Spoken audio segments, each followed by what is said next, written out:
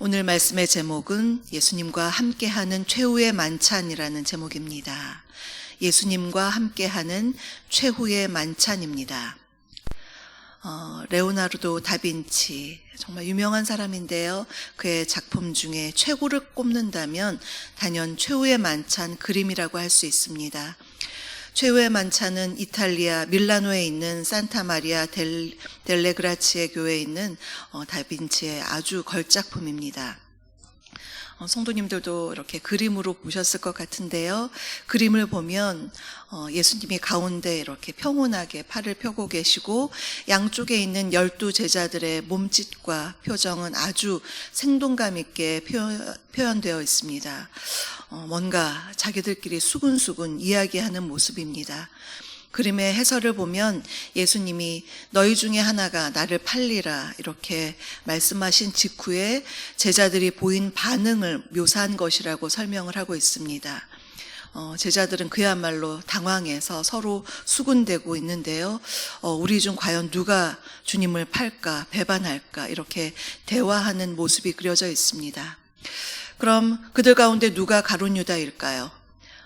레오나르도 다빈치는 유다를 그릴 때에 그가 배신자라고 해서 제자들이 있는 사이에 아주 동떨어지게 혼자 앉아있도록 그렇게 그리지 않았습니다. 유다는 제자들 사이에 있었고 오히려 중앙에 계신 예수님, 우리가 정면으로 볼 때 예수님이 중앙에 계시면 왼쪽에서 두 번째 주님 아주 가까이에 앉아 있습니다. 그가 유다인 것을 알 수 있는 것은 손에 돈주머니가 이렇게 있습니다. 돈주머니를 들고 있고 그 돈은 은 30에 예수님을 팔았던 것을 상징하고요. 또 하나는 유다 앞에 소금 그릇이 이렇게 쏟아져 있습니다. 보통 우리가 소금하면 부패를 방지하는 것도 있고요. 우리가 민수기 18장에서 소금 언약, 영원한 언약을 우리가 기억하는데 유다 앞에 있는 소금 그릇이 엎어졌다는 것은 그가 부패하여서 배신한 그런 것을 상징하고 또 영원한 소금 언약, 하나님의 언약을 저버린 자라는 것을 의미하기도 합니다. 오늘 우리가 읽은 본문은요, 이러한 최후의 만찬의 그림을 연상시켜주는 본문입니다. 예루살렘에 예수님께서 입성하신 이후에 주님은 하루하루 일주일의 고난 주간을 보내셨습니다. 이제 유월절 절기를 맞이하신 예수님, 주님은요, 그 유월절을 지키셨습니다. 우리가 유월절이라고 하면 기억하는 것은 그 옛날 출애굽 시절을 생각할 수가 있죠. 그 옛날 이스라엘 백성들이 애굽의 노예로 있을 때에 출애굽하는 모든 과정을 통해서 구원받았는데 그것을 기념하며 지키는 절기입니다. 1월 14일에 유월절을 지키고 15일부터 7일간 무교절을 지켰는데요. 예수님 이 당시에는 유월절과 무교절을 크게 분리하지 않고 크게 하나로 지켰습니다. 그래서 본문 12절을 보시면 무교절의 첫날을 곧 유월절 양 잡는 날로 같이 지켰습니다. 그러면 이 유월절에 주님의 최후의 만찬을 통해서 우리에게 주시는 메시지는 무엇일까요? 첫 번째로 최후의 만찬을 준비한 사람들입니다. 13절에서 예수님은 유월절 식사를 위해서 제자 중 둘을 보내셨는데요. 이 본문의 평행 본문인 누가복음 22장 8절을 보시면 그 제자는 베드로와 요한이었습니다. 예수님은 이 둘을 성내로 보내면서 너희들이 성에 들어가서 물동이를 가지고 가는 사람을 따라가라, 뒤쫓아가라. 그리고 그가 그 집에 들어갔을 때 그 집 주인에게 이렇게 물어보아라. 선생님께서 유월절 식사하실 장소가 어디냐? 그렇게 물어보라고 시키셨습니다. 그러면 그 집 주인은 큰 다락방을 보여줄 거다. 그러면 거기서 유월절 식사를 준비하라. 주님께서 말씀하셨습니다. 이것을 보면 유월절 식사는 예수님에 의해서 철저하게 준비된 것이었습니다. 주님이 친히 계획하시고 주관하시고 미리 다 준비하신 것이었습니다. 예수님은 이 유월절, 이스라엘에게 특별한 절기인 이 유월절을 통해서 유대인에게만 특별한 날이 아니라 이제는 모든 인류를 구원하시기 위한 그러한 날로 주님이 준비하신 것입니다. 앞으로 곧 있게 될 십자가의 그 형극, 그 십자가의 보혈로 인간을 구원하시기 위해 예수님 스스로가 유월절 양의 제물로 자신을 준비하셨고, 지금 제자들과 함께할 이 최후의 만찬 또한 주님이 다 기획하신 것입니다. 이 주님의 말씀을 듣고 16절을 보시면요, 제자들이 나가 성내로 들어가서 예수께서 하시던 말씀대로 만나 유월절 음식을 준비하니라고 했습니다.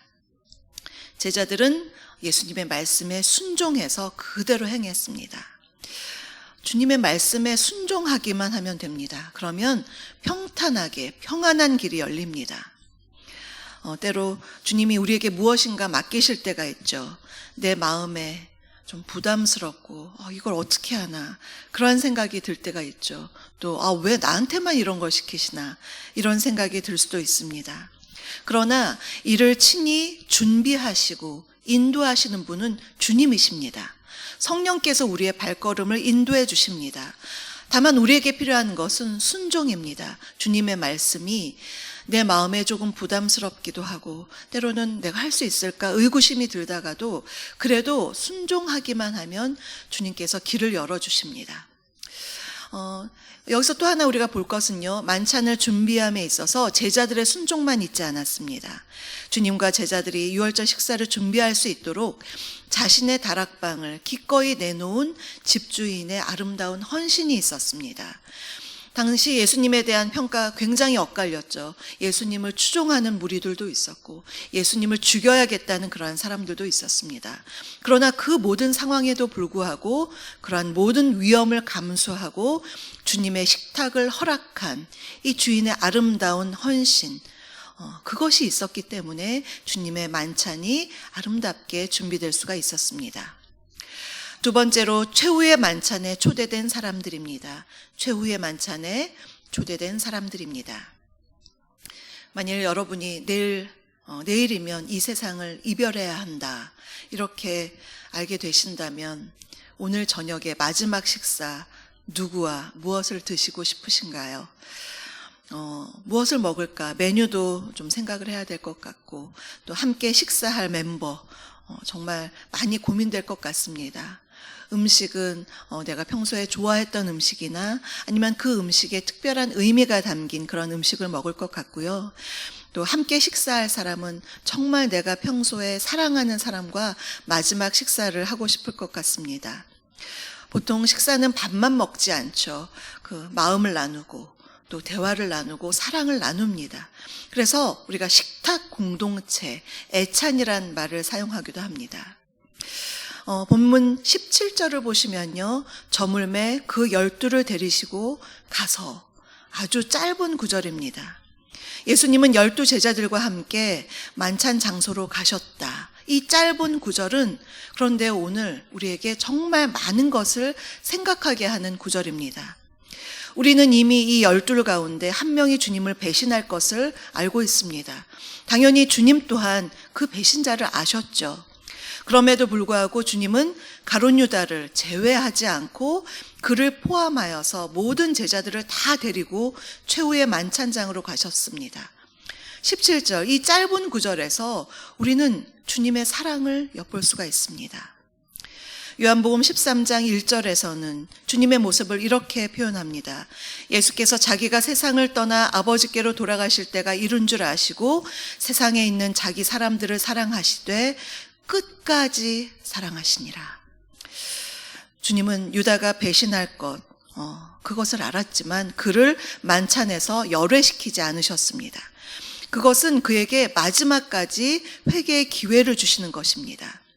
회개를 할지 안 할지는 유다의 결정입니다. 그러나 주님은 끝까지 그를 품고 회개의 기회를 주시며 사랑으로 일관하셨습니다. 예수님이 공생의 사역을 하실 때에 주님은 누구와도 함께 식사했습니다. 죄인과 세리와도 함께 식사했습니다. 그 당시에 사람들이 손가락질했던 그러한 사람들도 기꺼이 함께 식사하면서 그들을 하나님 나라에 초대했습니다. 오늘 최후의 만찬에 그동안 함께 사역했던 사랑하는 제자들 초대하신 것은 당연하지만 또한 예수님을 팔 가론 유다까지 그를 끝까지 사랑하면서 초대하신 것, 정말 많은 것을 주님의 사랑을 생각하게 합니다. 주님은 우리에게 끝까지 죄를 회개할 기회를 주시는 분이십니다. 사랑하는 성도 여러분, 어찌 유다뿐이겠습니까? 허물 많고 죄 많은 우리들, 주님께서 끝까지 기다리시고 사랑하셔서 예수님 믿게 하시고 또 주님의 식탁에 둘러앉을 수 있도록 성찬에 우리를 불러주시는 것, 정말 이 모두가 주님의 사랑이 아닐 수가 없습니다. 셋째로 끝까지 돌이킬 기회를 주시는 예수님이십니다. 끝까지 돌이킬 기회를 주시는 예수님이십니다. 18절에서요, 다 같이 앉아서 유월절 식사를 할 때에 주님이 말씀하셨습니다. 너희 중에 한 사람, 곧 나와 함께 먹는 자가 나를 팔리라. 정말 청천벽력 같은 이야기를 하셨습니다. 그리고 20절에서는 그 사람은 12 중에 하나, 곧 나와 함께 그릇에 손을 넣는 자니라. 그렇게 누구인지 힌트도 주셨습니다. 예수님과 함께 그릇에 손을 넣을 정도면 예수님 가까이에 앉아있는 사람이겠죠. 이것을 듣고 제자들, 아까 최후의 만찬 그린 그 그림처럼 서로 술렁이며 대화하는 모습이었습니다. 이 구절의 평행 본문인 마태복음 26장 25절을 보면 유다가 주님께 이렇게 말합니다. 랍비여, 나는 아니지요. 이렇게 어떻게 보면 굉장히 뻔뻔스럽게 가룟 유다가 말을 합니다. 이렇게 시치미를 떼지 않고 그때 주님께 회개했다면 어떻게 하셨습니까? 주님, 정말 잘못했습니다. 이렇게 회개했다면 좋았을 텐데 하는 아쉬운 마음이 듭니다. 예수님은 끝까지 유다가 돌이킬 수 있도록 기회를 주셨죠. 유다가 자신의 주님이요, 주인이요, 또한 선생이었던 예수님을 당시 노예 한 명 값인 은 30에 파는 정말 배은망덕한 짓을 저질렀어도 그가 끝까지 돌아올 수 있도록 회개의 기회를 주셨습니다. 그러나 너무 안타깝게도 가룟 유다의 마음은 이미 사탄에 의해서 지배당하고 있었습니다. 사랑의 주님 앞에 죄로 인해서 완전한 절망은 없습니다. 왜냐하면 그분께 우리의 죄를 고백할 때에 주님은 우리의 죄를 사해 주시기 때문입니다. 나도 너를 정죄하지 아니하노니 가서 다시는 죄를 범하지 말라. 주님이 가늠한 여자에게 말씀하신 것처럼 우리가 지은 어떠한 죄, 주홍같이 붉은 죄가 있을지라도 우리가 주님께 눈물로 회개하며 돌이키겠다 말씀드릴 때 유월절 어린 양의 보혈은 우리를 정결하게 해주실 줄 믿습니다. 사랑하는 성도 여러분, 오늘 우리는 말씀을 통해서 세 가지를 살펴보았습니다. 첫째로 주님의 만찬을 준비한 사람들입니다. 주님이 일을 시키실 때에 주님 말씀에 순종하는 태도, 그리고 아름답게 헌신하는 자세 너무나 중요합니다. 둘째로 주님의 만찬에 초대된 사람들입니다. 주님은 제자들뿐만 아니라 우리 또한 성찬에 우리를 초대하시는 주님이시며 제자들도 끝까지 사랑하셨고 우리도 이 세상 끝날까지 끝까지 사랑하시는 사랑의 주님이십니다. 셋째로 끝까지 돌이킬 기회를 주시는 예수님이십니다. 유월절 양이신 주님의 보혈은 우리의 죄악을 씻어주시고 정결케 해주십니다. 오늘 우리는 예수님이 죽으시기 전날 밤 최후의 만찬에서 보여주신 주님의 사랑을 보면서 그 깊은 사랑, 그들만 받은 것이 아니죠. 주님의 그 보혈로 인해서 우리도 그 사랑을 받은 사람들입니다. 내가 그 정도로 귀한 사랑을 받았구나. 주님의 사랑이 나에게 정말 이렇게 큰 사랑으로 왔구나. 그 은혜, 그 사랑, 오늘 하루 동안 깊이 묵상하시면서 주님을 더욱더 사랑하시는 저와 여러분 우리 모두가 되시기를 주님의 이름으로 축복합니다. 오늘의 말씀을 생각하시면서 찬송가 251장을 함께 부르시겠습니다.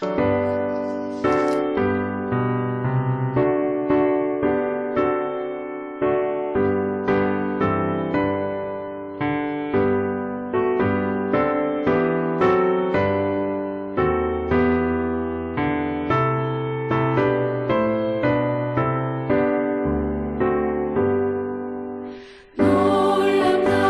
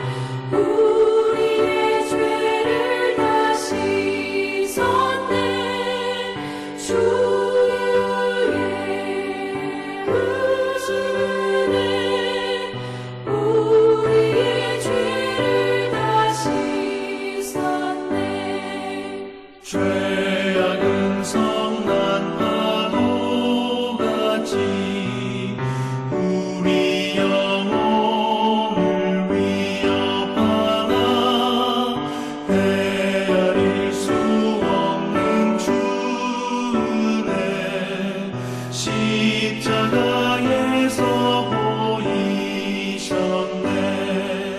주의 은혜 우리의 죄를 다 씻었네. 주의 은혜 우리의 죄를 다 씻었네.